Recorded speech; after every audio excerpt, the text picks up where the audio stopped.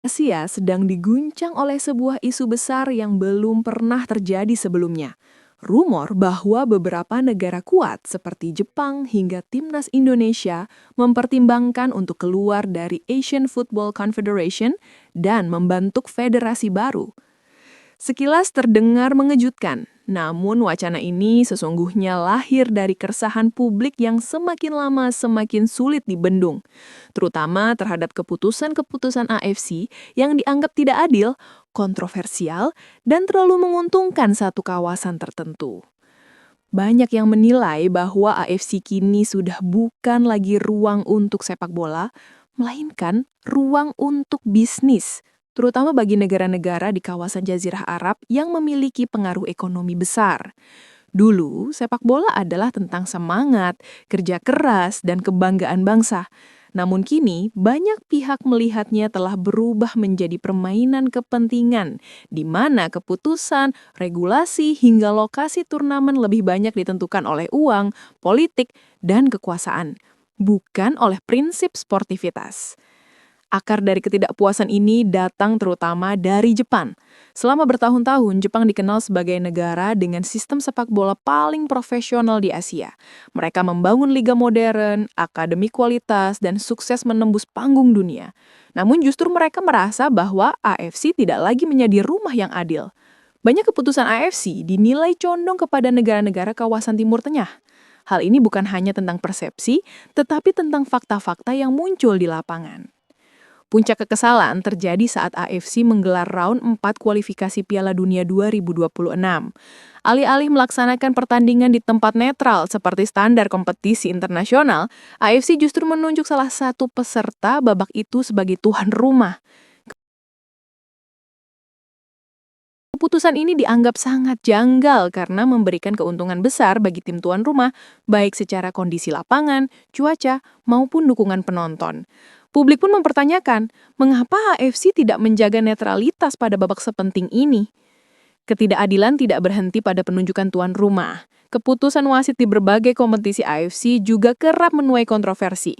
Teknologi VAR seharusnya membawa keadilan, namun justru sering digunakan secara tidak konsisten.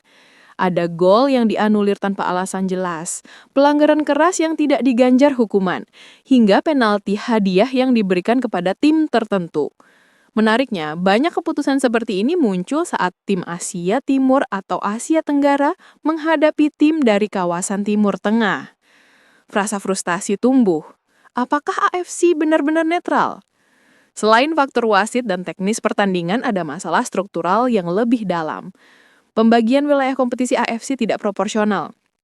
Negara-negara di Timur Tengah memiliki kedekatan geografis sehingga perjalanan antar negara lebih ringan. Sebaliknya, tim dari Asia Timur atau Asia Tenggara harus menempuh perjalanan panjang lintas zona waktu. Dari sisi finansial, hadiah kompetisi seperti Liga Champions Asia tidak sebanding dengan biaya logistik, sehingga klub dari kawasan tertentu lebih sering merugi. Jadwal pertandingan pun sering tidak masuk akal, dari suhu ekstrim hingga jam tanding yang ditentukan demi kepentingan siaran.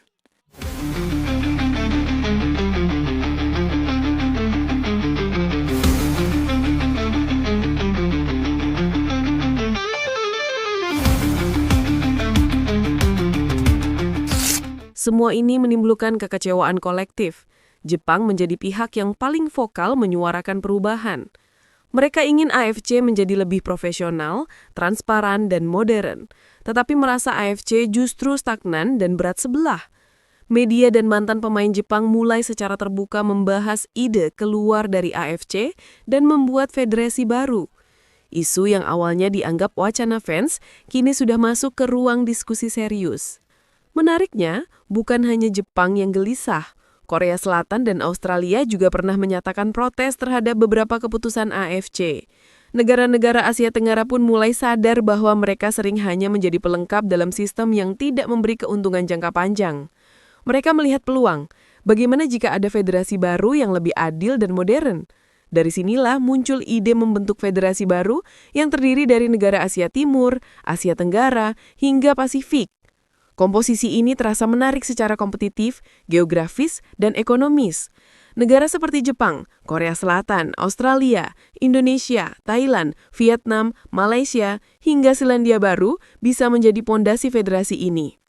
Jika terbentuk, federasi baru ini bisa menciptakan sistem seperti UEFA di Eropa, liga regional yang profesional, kualifikasi Piala Dunia yang adil tanpa tuan rumah sepihak, penggunaan VAR yang transparan, standar wasit internasional, dan distribusi finansial yang proporsional. Di tengah semua ini, posisi Indonesia sangat strategis. Indonesia adalah negara dengan jumlah supporter terbesar di Asia.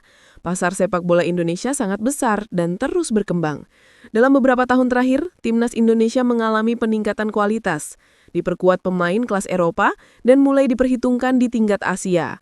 Jika Jepang mengajak dan Indonesia ikut bergabung, federasi baru ini akan mendapatkan legitimasi besar. Sponsor dan media internasional akan tertarik, dan federasi dunia seperti FIFA pun tidak bisa mengabaikan kekuatan ekonomi dan massa dari federasi baru tersebut. Tetapi tentu, membentuk federasi baru tidaklah mudah. AFC tidak akan tinggal diam. FIFA pun akan berhati-hati karena langkah ini bisa mengubah peta politik sepak bola dunia. Tetapi ingat, sejarah membuktikan bahwa perubahan federasi itu mungkin terjadi. Australia saja pernah keluar dari OFC dan pindah ke AFC pada 2006. Uni Soviet pecah, Yugoslavia pecah, federasi bisa berubah mengikuti kondisi zaman. Artinya, ide federasi baru bukanlah hal yang mustahil. Semua ini pada akhirnya kembali pada keadilan. Negara-negara merasa sepak bola bukan hanya soal finansial dan kekuasaan. Mereka ingin sistem kompetisi yang profesional, transparan, dan tidak memihak. Mereka ingin perkembangan sepak bola Asia ditentukan oleh kualitas, bukan oleh kedekatan politik atau kekuatan ekonomi satu kawasan. Jika AFC tidak segera berbenah, tekanan ini akan semakin besar. Wacana akan berubah menjadi gerakan, dan gerakan ini bisa mengubah wajah sepak bola Asia selamanya. Jika Indonesia ikut melangkah bersama Jepang dan negara lain, kita tidak hanya mengikuti arus sejarah, kita ikut menentukan arah sejarah itu. Federasi baru bukan hanya tentang keluar dari AFC. Ini adalah simbol perlawanan terhadap ketidakadilan.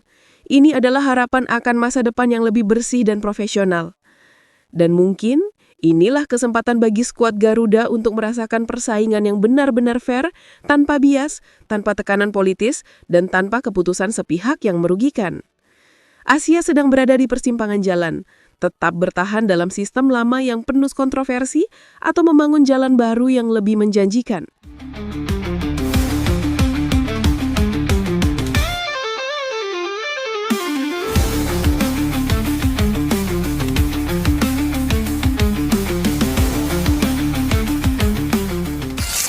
AFC saat ini memiliki 47 anggota resmi. Secara jumlah, AFC adalah salah satu konfederasi terbesar di dunia. Namun, besarnya jumlah anggota ini tidak selalu menjadi kekuatan. Justru memperlihatkan betapa tidak efisien dan tidak proporsionalnya pembagian wilayah sepak bola di Asia. Sebagai sebuah benua, Asia bukan hanya luas, tetapi sangat ekstrim secara geografis. Bayangkan saja, perjalanan dari Asia Tenggara menuju Asia Barat alias Timur Tengah bisa menempuh waktu 8-10 jam penerbangan. Bahkan jika melibatkan Australia, yang juga anggota AFC, jaraknya bisa lebih dari 12 jam penerbangan. Artinya dalam satu konfederasi, terdapat negara-negara yang secara geografis lebih jauh dibanding jarak antara Eropa dan Amerika Selatan. Akibatnya beban perjalanan tim-tim Asia sangat tidak seimbang. Tim dari Timur Tengah cukup berpindah 2 atau 3 jam antar negara. Sementara tim dari Asia Timur atau Asia Tenggara harus mengalami jet lag, perubahan iklim ekstrim, hingga perbedaan zona waktu yang besar. Dalam kompetisi jangka panjang, kondisi ini sangat mempengaruhi performa tim. Sebagai perbandingan, benua Amerika justru dibagi menjadi 2 konfederasi untuk efisiensi dan keadilan. Negara di Amerika Utara, Tengah, dan Karibia tergabung dalam CONCACAF. Negara di Amerika Selatan masuk ke CONMEBOL, yang hanya beranggotakan 10 negara namun sangat kompetitif. Dengan pembagian seperti itu, struktur kompetisi menjadi lebih realistis, perjalanan lebih singkat, dan kualitas lebih terjaga. CONMEBOL bahkan dianggap sebagai salah satu konfederasi terbaik di dunia karena kompetisinya fokus, intens, dan adil. FIFA pun tidak memaksa seluruh benua Amerika masuk dalam satu konfederasi, karena mereka memahami pentingnya kesesuaian geografis dan kualitas kompetisi. Jika Amerika bisa membagi dua konfederasi, jika Eropa bisa fokus dengan federasi tunggal karena jaraknya relatif dekat, maka Asia seharusnya mempertimbangkan model baru yang lebih masuk akal.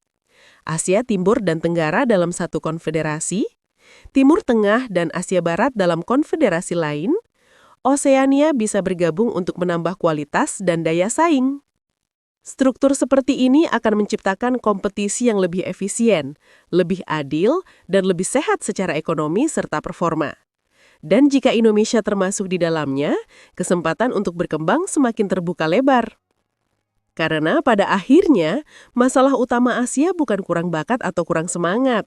Masalahnya adalah sistem yang tidak seimbang. Dan tanpa perubahan struktur, sepak bola Asia akan terus berjalan pincang. Wacana keluar dari AFC bukan hanya soal protes, tapi soal mencari jalan baru yang lebih rasional dan profesional untuk masa depan sepak bola Asia.